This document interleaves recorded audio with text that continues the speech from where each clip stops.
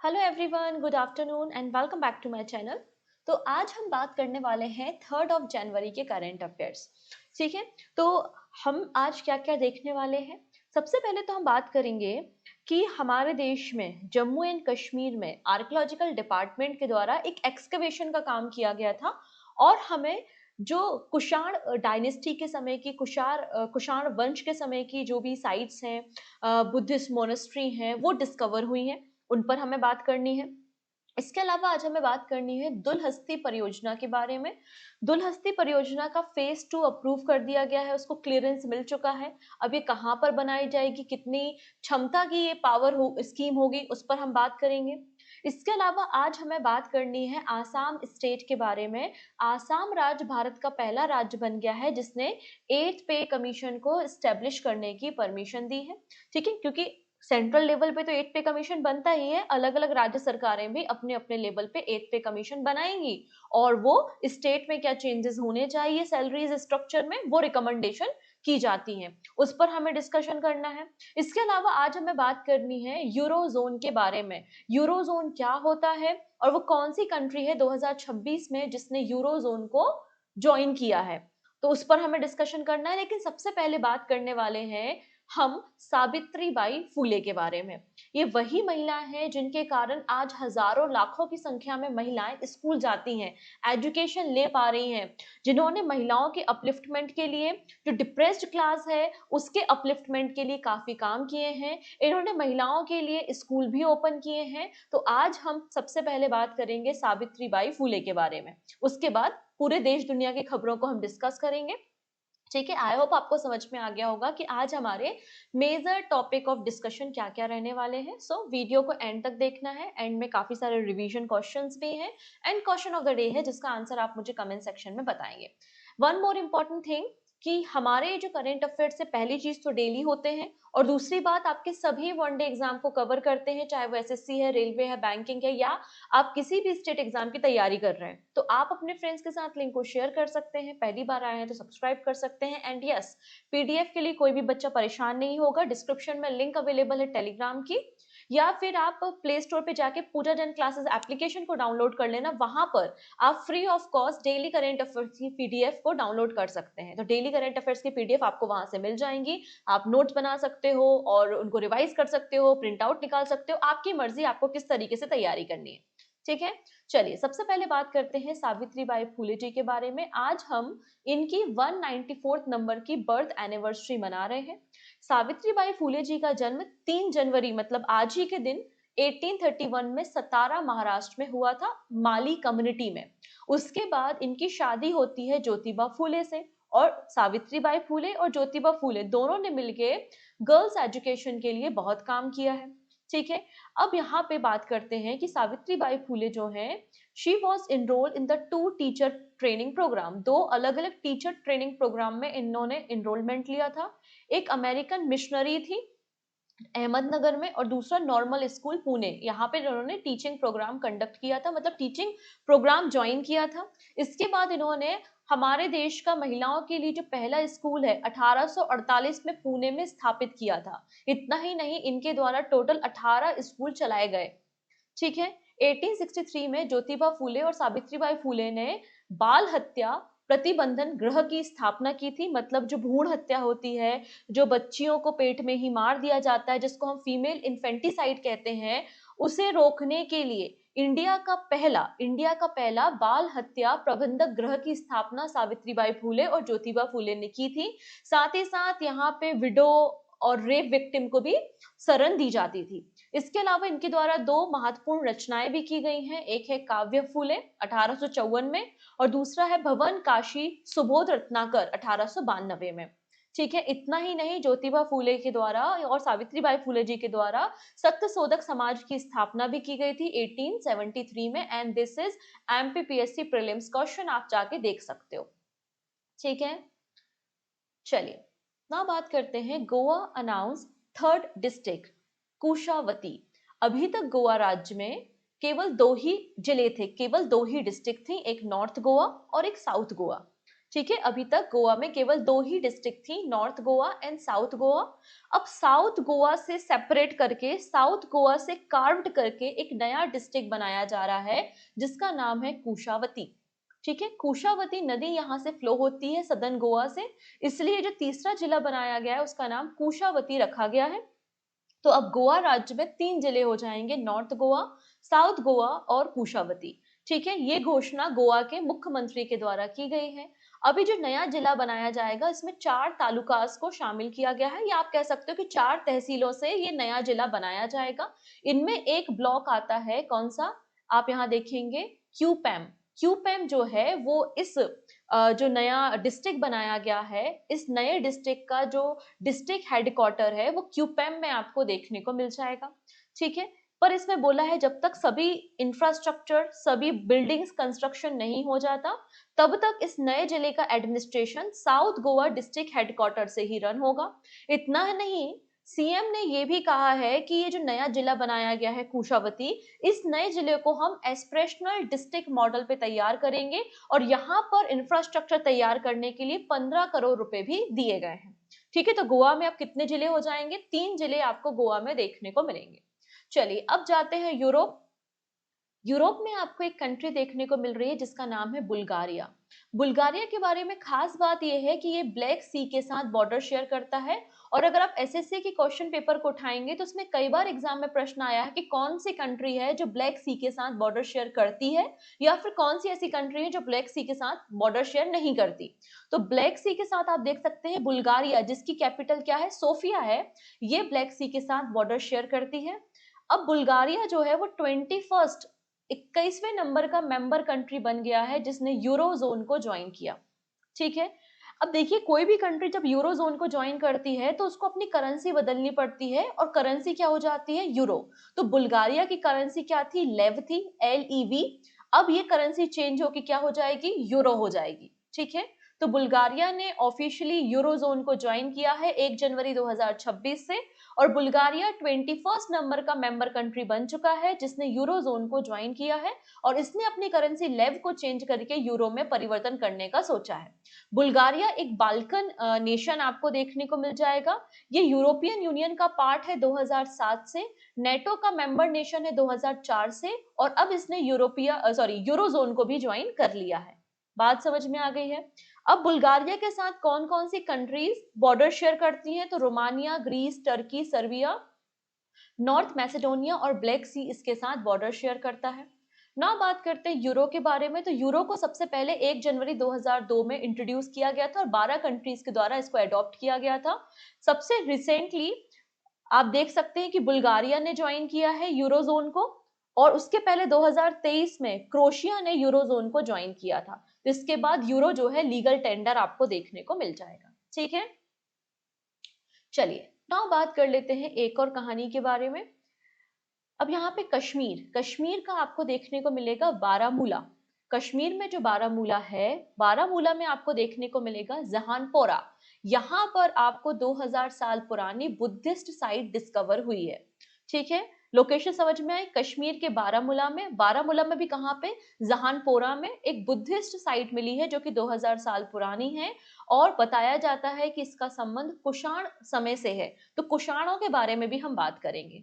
ठीक है, तो Jahanpora of Baramulla, Jammu Kashmir, 2000-year-old Buddhist stupa and urban type settlement have been discovered। ठीक है, यहाँ पर श्रीनगर और दिल्ली में लगातार बारामूला डिस्ट्रिक्ट में कई सारे आर्कियोलॉजिस्ट जो है वो विजिट कर रहे थे। वहां पर उनको एक माउंट मिला और उस माउंट का इन्होंने एक्सकेवेशन किया और उसके नीचे इन्हें स्तूपा देखने को मिले। ठीक है, ये स्तूपा जो है वो कुषाण पीरियड के स्तूपा बताए जाते हैं। ठीक है, ऐसा बताया जाता है कि ये जो जहानपोरा है ये पुराने समय में एक ट्रेड रूट हुआ करता था जो कि गांधार को कश्मीर से कनेक्ट करने का काम करता था। तो एक प्रकार का ट्रेड रूट यहाँ पे बताया गया है। बात समझ में आई है। चलिए अब यहाँ पे कुछ और बातें करते हैं अबाउट द कुषाण एरा। तो इंडिया और सेंट्रल एशिया में कुषाण एम्पायर 1 से लेकर 3वीं शताब्दी के बीच में आपको देखने को मिलेंगे। कुषाण वंश के संस्थापक कौन थे, कुजुल कटफिकश। ठीक है, कुजुल कटफिकस ने कुषाण वंश की स्थापना की थी, जो कि तजाकिस्तान से गंगा वैली तक फैला हुआ था। और प्रमुख जो रूलर रहे हैं वो कनिष्क आपको देखने को मिलेंगे। मोस्ट पावरफुल रूलर जो रहे हैं वो कनिष्क रहे हैं। जो चौथे नंबर की बुद्धिस्ट संगति हुई थी, जो चौथे नंबर की बुद्धिस्ट काउंसिल हुई थी, वो कश्मीर में कनिष्क के समय हुई थी। और कुषाण के समय ही आप देखेंगे हाई प्योरिटी के गोल्ड कॉइन को भी इशू किया गया था। तो ये कुषाणों के बारे में एडिशनल इन्फॉर्मेशन है, एसएससी ऐसे क्वेश्चंस को पूछता है तो थोड़ा सा याद रखेंगे। तो आज की इतनी कहानी समझ में आई। चलिए फर्दर डिस्कशन करेंगे, लेकिन उसके पहले बताना चाहती हूँ कि दिसंबर मंथ एंड हो चुका है एंड दिसंबर मंथ की टॉप 2 मैगजीन्स, पहली मैगजीन है जिसमें दिसंबर मंथ के top 300 MCQ plus one liners को इंक्लूड किया गया है, एंड सेकंड मैगजीन है दिसंबर मंथ की बैंकिंग करंट अफेयर्स की मैगजीन, जिसमें सभी important banking news, RBI circular और एमसीक्यू को इंक्लूड किया गया है। दोनों ही मैगजीन 1 साल की वैधता के साथ प्रिंटेबल फॉर्मेट में अवेलेबल है पूजा जैन क्लासेस एप्लीकेशन पे। आप इन्हें पेड नोट्स वाले सेगमेंट में जाकर के डाउनलोड कर सकते हैं, प्रिंट आउट ले सकते हैं। ठीक है, मोर इन्फॉर्मेशन के लिए आप टेलीग्राम पे विजिट कर सकते हैं। इतना ही नहीं, आपकी प्रिपरेशन को और भी ज्यादा बूस्ट करने के लिए एक गेम चेंजर मैगजीन आई है जिसका नाम है स्पीडी। ठीक है, इस स्पीडी में जनवरी से लेकर दिसंबर मंथ तक, 1 जनवरी से 31 दिसंबर 2025 तक के सभी वन लाइनर्स आपको मंथ वाइज मिल जाएंगे, जिससे आप लास्ट मिनट में इसको रिवाइज कर पाएंगे। अगेन ये भी अवेलेबल है पूजा जैन क्लासेस एप्लीकेशन पे। क्लियर है? चलिए नाउ बात करते हैं हम रशिया का वेंजिमियान वॉल्केनो। तो यहाँ पर मुझे बहुत अच्छे से याद है, एक पीवाईक्यू है, अगर आप पिछले साल का पेपर उठा के देखेंगे एसएससी का, तो उसमें पूछा गया था कि कमचटका पेनिनसुला जो है वो कहाँ पर है और ये किस कंट्री का पार्ट है। तो ये जो कमचटका पेनिनसुला है ये रशिया का पार्ट आपको देखने को मिल जाएगा पैसिफिक ओशियन में। पेनिनसुला वो लैंड मास होता है जो 3 तरफ से पानी से घिरा हुआ होता है, उसे पेनिनसुला कहते हैं। जैसे कि इंडियन पेनिनसुला आप देखेंगे, भारत का ये जो नीचे वाला हिस्सा है इसको इंडियन पेनिनसुला इसलिए कहते हैं क्योंकि 3 तरफ से पानी से घिरा हुआ है। तो यहाँ पे जो कमचटका पेनिनसुला है रशिया का पार्ट है। यहाँ पर आपको एक एक्टिव वॉल्केनो देखने को मिलेगा जिसका नाम है बेंजिमियान। ठीक है, 1956 के बाद अब इसमें इरप्शन देखा गया है। अभी जो कमचटका पेनिनसुला है ये पैसिफिक, मतलब जो आपका पैसिफिक रिंग ऑफ फायर है उसका पार्ट आपको देखने को मिलेगा। ये सी ऑफ ओकोस्टक और पैसिफिक ओशियन के साथ बॉर्डर शेयर करता हुआ और बेरिंग सी के साथ बॉर्डर शेयर करता हुआ दिखाई आपको देगा। यहाँ पर कई सारी सिस्मिक एक्टिविटी होती है, कई सारे एक्टिव वॉल्केनो आपको देखने को मिल जाएंगे। साथ ही साथ ये जो कमचटका पेनिनसुला है ये यूनेस्को वर्ल्ड हेरिटेज साइट भी आपको देखने को मिलेगी। यहाँ पर 150 मतलब 150 से ज्यादा वॉल्केनोज भी आपको देखने को मिलेंगे। साथ ही साथ आप यहाँ पर देखेंगे, यहाँ ये कुछ आइलैंड ग्रुप्स दिखाई दे रहे हैं जिसको बोला जाता है कुरिल आइलैंड्स। तो कुरिल आइलैंड्स कहाँ पर है? पैसिफिक ओशियन में है और रशिया और जापान के बीच में डिस्प्यूटेड टेरिटरी आपको देखने को मिलेगी। तो ये स्टैटिक प्रश्नों को भी आपको याद रखना है। नाउ बात करेंगे Assam becomes first state to constitute 8th state pay commission. तो आसाम राज्य भारत का पहले नंबर का राज्य बन गया है जिसने 1 जनवरी 2016 में 8वें वित्त आयोग की स्थापना, मतलब 8th नंबर के स्टेट पे कमीशन की नियुक्ति की गई है, क्योंकि 7वां जो पे कमीशन है वो 1 जनवरी 2026 को एक्सपायर हो गया है। अभी जो 8th स्टेट पे कमीशन बनाया जाएगा वो स्टेट गवर्नमेंट एम्प्लॉयज की सैलरी और उनकी जो पेंशन हैं उनको रिवाइज करने का काम करेगा। ठीक है, अनाउंसमेंट हेमंत विश्व शर्मा ने की है। Former Assam chief secretary Subhash Das आपको इस 8 पे कमीशन के नए हेड देखने को मिल जाएंगे और ये नया कमीशन 18 महीनों में अपनी रिपोर्ट को प्रस्तुत करने का काम करेगा।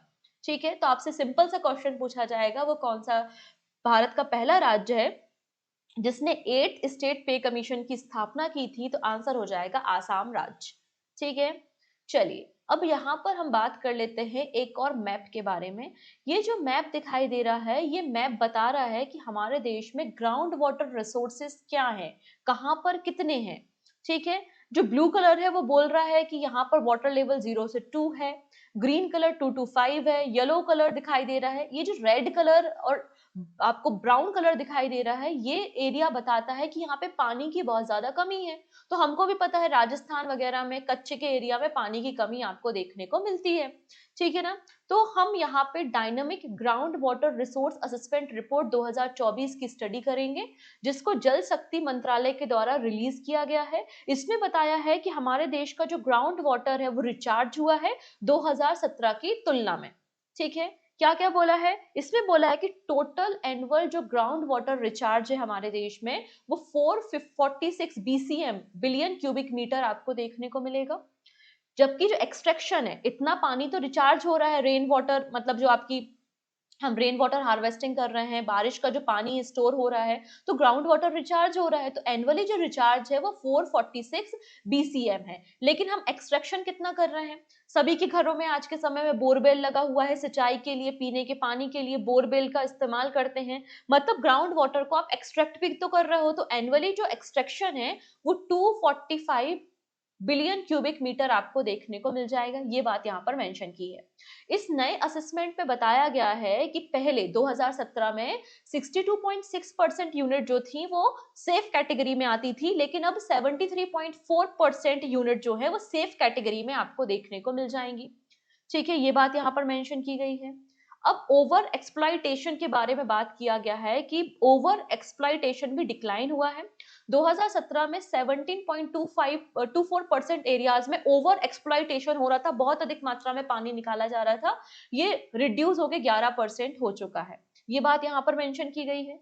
और क्या बोला है कि ओवर एक्सप्लॉइटेशन या फिर क्रिटिकल यूनिट कहां पर है? पंजाब, हरियाणा, दिल्ली, राजस्थान, तमिलनाडु, कर्नाटका, तेलंगाना और गुजरात। ये कुछ ऐसे राज्य हैं जहां पर ओवर एक्सप्लॉइटेशन की समस्या आपको देखने को मिल जाएगी।